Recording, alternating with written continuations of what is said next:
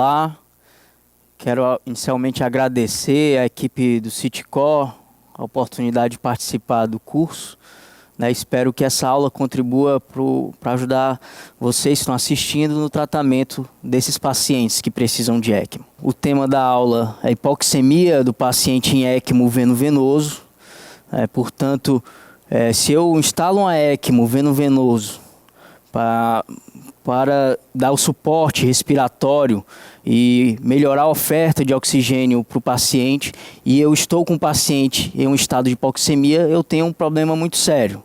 O problema do objetivo principal, da terapia. Então, a maioria dos serviços considera um estado de hipoxemia para o paciente em ECMO quando a saturação de oxigênio está abaixo de 88%, sendo que a ELSO recomenda em seus guidelines que seja tolerado até 80% de saturação por paciente em ECMO.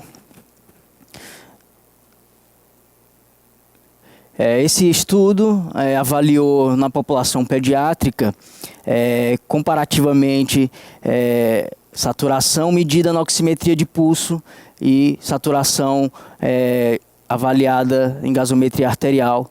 E vejam que nesta faixa de saturação de oxigênio medida em oximetria de pulso entre 75 e 90, existe uma acurácia ruim entre a oximetria de pulso e a medida na gasometria arterial. Então nós temos que ter cuidado quando nós avaliamos o paciente e verificamos na oximetria de pulso um estado de hipóxia.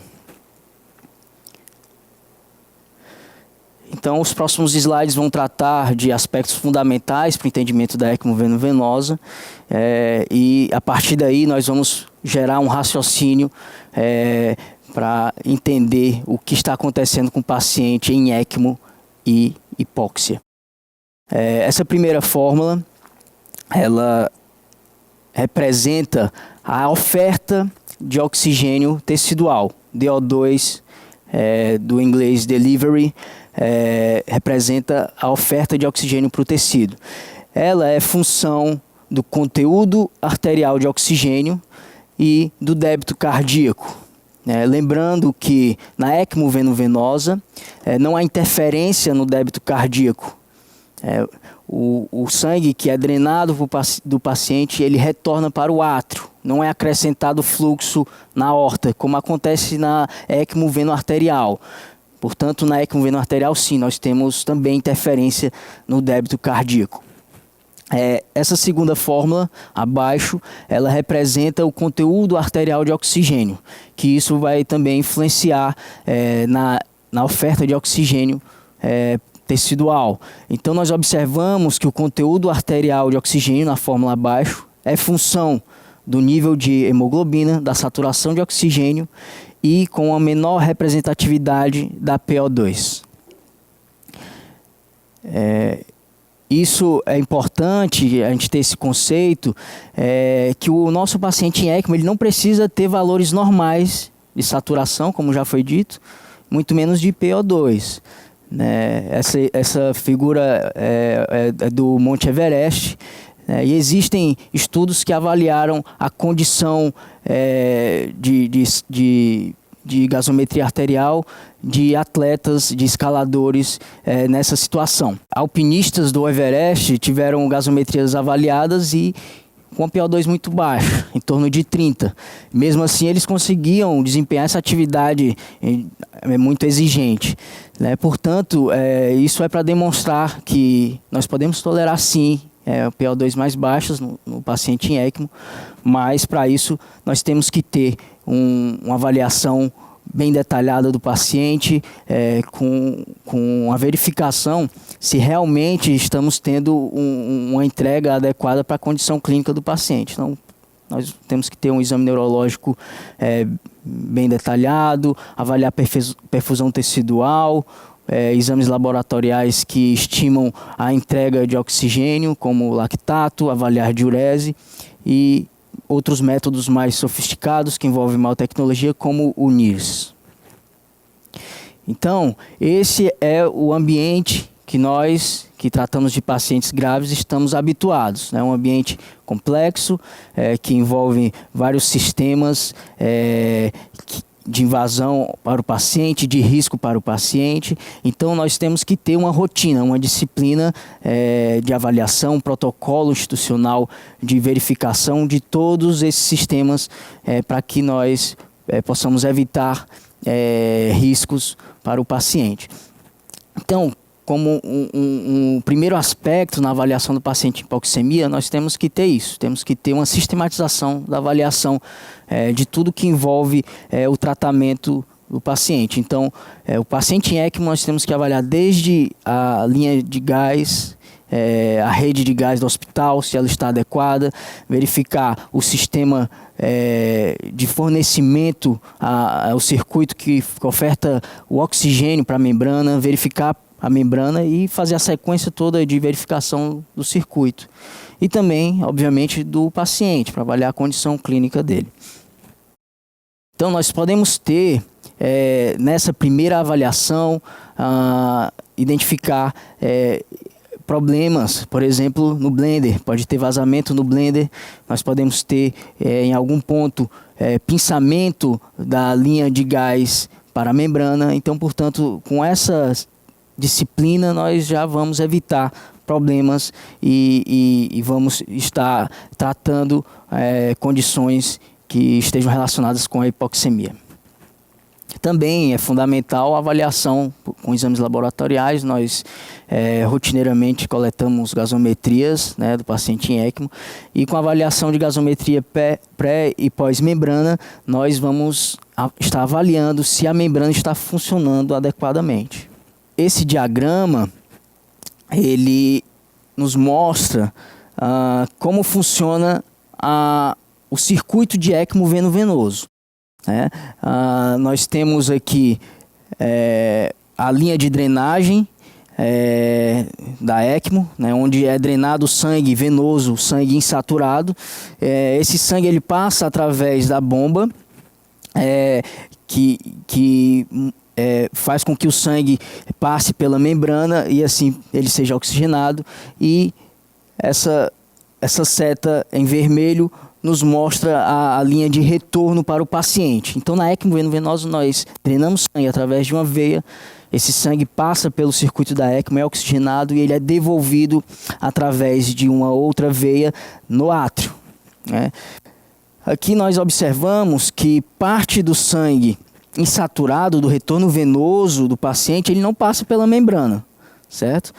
E no átrio, esse sangue que não passou pela membrana, ele é misturado com o sangue com o fluxo de sangue oxigenado da membrana, da máquina. Aqui também nós observamos que no átrio direito, quando retorna esse sangue oxigenado ao átrio, parte do sangue, ele é drenado novamente para a máquina, o que a gente chama de recirculação. Portanto, aquele fluxo que nós medimos da bomba, ele nem sempre ele é o fluxo real que chega ao átrio e vai ser misturado com o retorno venoso do paciente que não passou pela máquina, que vai ser essa mistura que vai determinar a saturação de oxigênio que vai chegar na aorta e nos tecidos. O fluxo efetivo, portanto, ele é o fluxo que eu estou dando através daquela rotação da bomba, menos o fluxo de recirculação. Portanto, a cânula de drenagem, ela não drena 100% do sangue do retorno venoso do paciente. Parte do sangue venoso, do retorno venoso do paciente, vai chegar ao átrio direito sem passar pelo circuito da ECMO. E parte do sangue oxigenado proveniente da ECMO, ele retorna para o próprio circuito, em um sistema de recirculação. Portanto, essa parcela de fluxo, ela não vai participar da oxigenação efetiva da aorta, do sangue que chega na aorta. Então, o fluxo efetivo, ele é o fluxo que aquela rotação permite para o paciente, menos a recirculação. Então, o fluxo efetivo é o fluxo que ele é realmente acrescentado ao retorno venoso que não passou pela ECMO no átrio direito. E aqui, mais uma vez, uma imagem representando o ECMO veno-venosa com uma canulação de drenagem na veia femoral direita. Aqui nós observamos a saturação do sangue insaturado que é drenado por essa cânula na veia femoral. Nós vemos aqui 70%. Esse sangue, através da rotação da bomba, ele passa pela membrana, onde é oxigenado, e nós observamos aqui a saturação pós-membrana de 100%. E através de uma cânula de retorno na veia jugular interna direita, esse sangue retorna ao átrio direito. Então, esse sangue oxigenado que chega ao átrio direito, ele é misturado com parte do retorno venoso que não foi drenado, que não passou pela máquina, e essa mistura é que vai determinar a saturação na aorta, que nós vemos aqui em 90%. É importante a gente ter esse conceito sempre que a gente está avaliando o paciente em ECMO e ele está hipoxêmico. Nós temos que ter um fluxo efetivo da ECMO compatível com a condição clínica do paciente, com o metabolismo e com o débito cardíaco do paciente. Então, nós temos que ter pelo menos um fluxo de 60% em relação ao débito cardíaco do paciente para nós atingirmos uma saturação em torno de 90%. Esse é um conceito muito importante. E o fluxo efetivo, essa relação com o débito cardíaco, ela é crítica, uma vez que nós temos uma condição de incremento do débito cardíaco, de aumento do metabolismo, nós temos que ter um fluxo que acompanhe essa demanda. Estados de dor, febre, infecção, nós temos um aumento do débito cardíaco, portanto nós temos que ter um maior fluxo efetivo da máquina. Em outras situações essa demanda é menor, como nos estados de hipotermia, e nós podemos inclusive usar isso para adequação do fluxo para o paciente. Nós podemos beta-bloquear o paciente, nós podemos sedá-lo para diminuir o metabolismo e bloquear para diminuir as demandas metabólicas e, portanto, adequar o fluxo da ECMO. Então, como um primeiro passo, nós podemos aumentar o fluxo da ECMO para tentar adequar a condição clínica do paciente. Mas nós vamos ter uma limitação para isso, que são os calibres das cânulas. As cânulas elas vão ter um calibre que vai limitar esse incremento de fluxo. Então, muitas vezes nós temos que pensar nisso. Se nós não temos uma cânula que permita eu aumentar o fluxo e isso seja necessário, nós temos que trocar a canulação. Essa tabela ela mostra o calibre das cânulas de acordo com o peso e o fluxo que eu vou precisar para a superfície corpórea. Tá? Então nós temos que ter sempre isso antes de iniciar a terapia, antes de canular. Obviamente nós temos que escolher adequadamente uma cânula que permita o fluxo para as características do paciente. Outro ponto importante quando a gente fala de hipoxemia em ECMO veno-venosa é a recirculação. Na recirculação, como eu já demonstrei naquele outro slide com o diagrama da ECMO veno-venosa, nós temos uma parcela de sangue oxigenado que chega ao átrio direito, retornando, sendo drenado pela cânula de drenagem. Uma vez que essa cânula ela aspira o sangue, parte do sangue que retorna recircula na máquina, portanto ele não vai participar efetivamente da mistura de sangue que vai atingir a aorta e os tecidos. Então vejam aqui nessa figura a posição da cânula de retorno, aqui mais uma vez uma canulação veno-venosa com uma cânula de drenagem na veia femoral e uma cânula de retorno na veia jugular interna aqui posicionada no átrio direito. Então a posição das cânulas, ela vai ter uma determinação importante no grau de recirculação. Se eu tenho uma cânula de drenagem muito próxima da cânula de retorno, aumenta a proporção de sangue que recircula. Então nós temos que ter sempre essa ideia, na avaliação diária do paciente. Nós temos que verificar a posição das cânulas e claro que com a manipulação do paciente as cânulas podem deslocar, então nós temos que ter uma avaliação com radiografia e ecocardiograma para avaliar a distância e o posicionamento adequado das cânulas. Então, quando nós avaliamos o paciente em ECMO veno-venosa, um primeiro aspecto, assim que nós instalamos, é verificar a cor do sangue, da linha de drenagem e da linha de retorno. Eles têm que ser diferentes. O sangue que eu estou drenando o paciente é um sangue insaturado.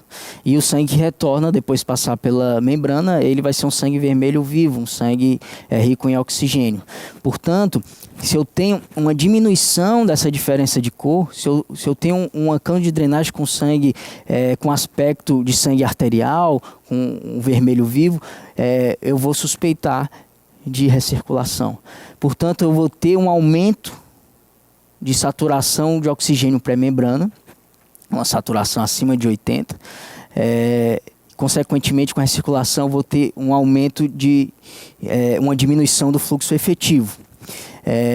E, portanto, o sangue que eu coleto na gasometria arterial do paciente vai ter uma saturação mais baixa e um PO2 mais baixo. Teoricamente, eu poderia estimar a fração de recirculação, mas para isso eu teria que ter uma medida da saturação venosa central. Como na ECMO veno-venosa, no ato direito eu estou devolvendo sangue arterial, sangue oxigenado, vai haver uma mistura no ato direito e eu não vou ter uma medida fidedigna da saturação venosa central. Portanto, só se eu parasse a máquina e coletasse sangue nessa situação, eu teria esse dado para o cálculo da medida de recirculação, da fração de recirculação. Então, como eu já disse, a posição das cânulas é fundamental como determinante de recirculação na ECMO veno-venosa. Então, eu tenho que verificar a posição do catéter. Alguns fatores vão interferir na recirculação, como o volume intravascular, o tamanho do átrio direito. Se eu tenho um espaço pequeno e eu tenho uma cânula injetando sangue, uma cânula drenando ali muito próximo, eu vou ter uma grande chance de recircular. Também o débito cardíaco. Se eu tenho um paciente que ele tem um débito cardíaco adequado, aquele sangue que está chegando no átrio direito, rapidamente ele é bombeado para frente. Então, se eu tenho uma diminuição da contratilidade, se eu tenho uma diminuição do débito cardíaco, da fração de ejeção, existe uma tendência do sangue permanecer mais tempo na câmara e, portanto, ele recircular.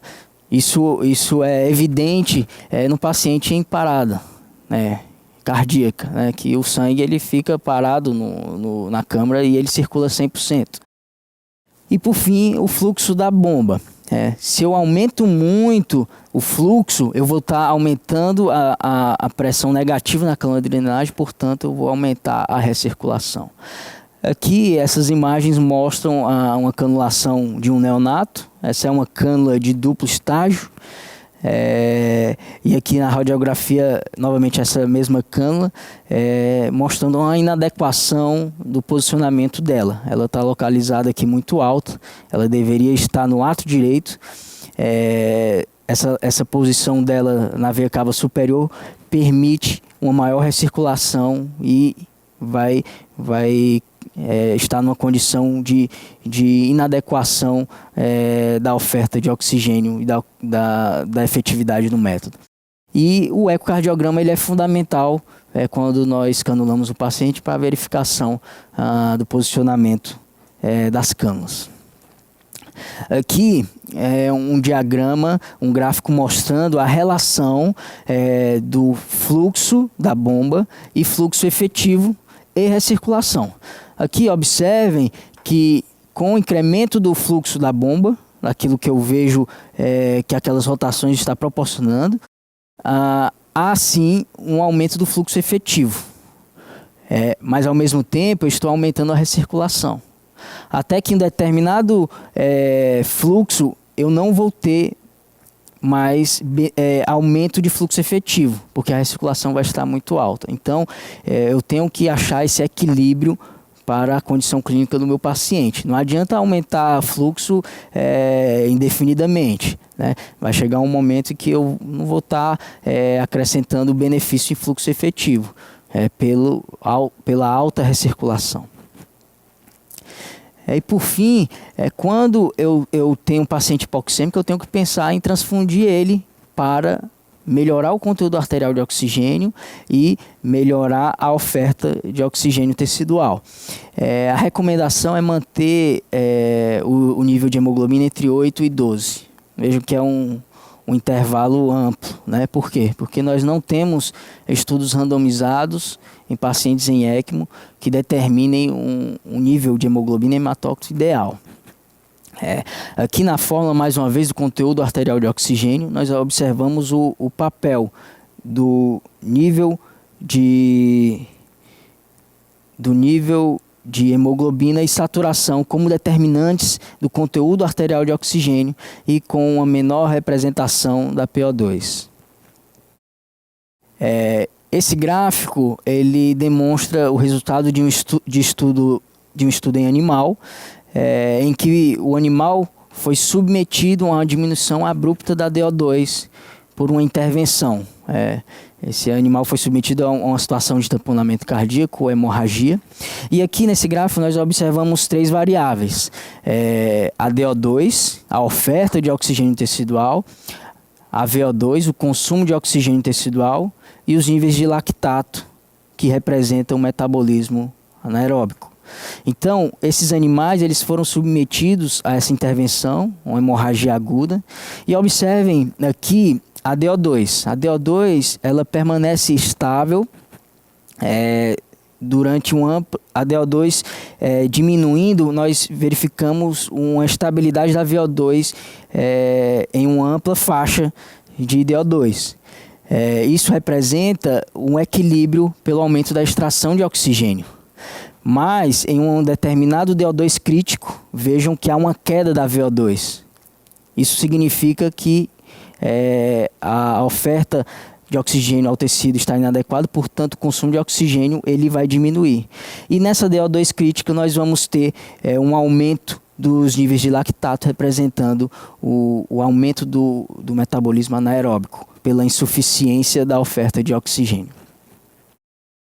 Então, quando nós transfundimos, nós temos uma série de benefícios para o paciente em ECMO. São pacientes que sangram muito, são pacientes que precisam de reposição volêmica e nós vamos, em algum momento, ter que transfundir o paciente em ECMO. Mas nós temos que ter sempre em mente os riscos da hemotransfusão, né, que são muitos, né? Sobrecarga de fluidos, reações transfusionais, infecção, lesão pulmonar, imunomodulação, hipotermia. Então nós temos que individualizar, né, cada paciente, já que nós não temos um hematócrito e hemoglobina ideais para o paciente em ECMO, avaliados por estudos randomizados, e em cada caso nós vamos avaliar então a necessidade de hemotransfundir para melhorar o conteúdo arterial de oxigênio e tratar a hipoxemia do paciente em ECMO. Esse estudo é um grande estudo randomizado, multicêntrico, em pacientes pediátricos de UTI, certo? De uma maneira geral, não tratando especificamente em ECMO. Como eu falei, não existem, até o momento, estudos randomizados para definir terapia restritiva e liberal em pacientes em ECMO. Esse estudo em pacientes pediátricos avaliou, então, a terapia restritiva e liberal. Né? Para a terapia restritiva ele considerou nível de hemoglobina de 7 e para a terapia liberal nível de hemoglobina de 9,5. Esse subgrupo desse grande estudo, envolvendo pós-operatório de cirurgia cardíaca, excluindo neonatos e pacientes que permaneciam cianóticos, avaliou, portanto, essas duas situações e não encontrou diferença entre uma terapia restritiva e uma terapia mais liberal nesses desfechos. Portanto, existe uma tendência em terapia intensiva, tanto para adulto como para pediatria, de ser mais conservador, de ser restritivo em relação à transfusão. Esse outro trabalho é uma coorte multicêntrica envolvendo pacientes pediátricos em ECMO, né? Aqui nós temos vários centros envolvidos e aqui nós temos uma avaliação dos níveis de hematócritos e hemoglobina diários do paciente em ECMO. Também esse estudo avaliou o volume de concentrados de hemácia transfundidos diariamente para cada paciente em ECMO. E aqui nós observamos a média de hematócrito diário para esses pacientes aqui, dividido em 3 subgrupos: pacientes pediátricos, unidade de terapia intensiva pediátrica, neonatal e pós-operatório de cirurgia cardíaca. E aqui observem a variação grande de hematócrito avaliado diariamente, né, com uma tendência a hematócritos mais altos, próximos da normalidade. E esse estudo não verificou benefício em manter hematócritos mais altos, né? Hematócritos mais baixos não estavam relacionados com o aumento de mortalidade. Esse estudo como um todo teve uma verificação de que, em média, o paciente em ECMO recebia cerca de 30 ml por quilo dia de volume de concentrados de hemácia. E que a cada 10 ml a mais nesse valor médio, havia um acréscimo de 9% de mortalidade. Portanto, transfundir tem todas as suas consequências negativas quando indicada em excesso. Claro que é uma situação que nós temos que individualizar, né? Por exemplo, pós-operatório de cirurgia cardíaca, nós temos uma condição de um paciente que tem uma tendência maior de sangramento e vai exigir mais transfusões. Portanto, não temos um valor exato para dar uma sequência de tratamento diário para o paciente. Nós temos que avaliar cada caso e ter sempre em mente que, se nós transfundimos muito, transfundimos em excesso, nós estamos sim causando risco para o paciente, mesmo tendo como objetivo melhorar o conteúdo arterial. Portanto, nós temos que ter uma sequência, uma disciplina na avaliação do paciente em ECMO. Como eu falei no início, avaliando o circuito, avaliando o paciente, nós já podemos ter uma ideia do que está acontecendo de errado e que está causando a hipoxemia do paciente em ECMO. Como um primeiro passo, nós temos que pensar se o fluxo que nós estamos ofertando para o paciente ele é adequado. Nós sempre temos que pensar em recirculação quando estamos tratando de ECMO venoso, tá? Então nós verificamos a posição da cânula diariamente, temos que verificar a adequação do volume intravascular, avaliação do débito cardíaco do paciente. E com o paciente em ECMO, nós podemos interferir na oferta de oxigênio, alterando o conteúdo arterial de oxigênio, transfundindo e melhorando os níveis de hemoglobina do paciente. Se essas medidas não tiverem resultado, nós temos que pensar em sim aumentar os parâmetros ventilatórios para tentar manter uma estabilidade da oxigenação do paciente e, por fim, converter para ECMO veno-arterial. Então, esses são os principais pontos que nós temos que ter atenção na avaliação do paciente em ECMO que se apresenta com hipoxemia. Eu espero que essa aula contribua para o melhor entendimento da ECMO venosa e ajude a encontrar e resolver esse problema, que é um problema comum e que nós vamos nos deparar quando o paciente está em tratamento com ECMO venoso. Obrigado a todos, espero que tenham um bom proveito do curso.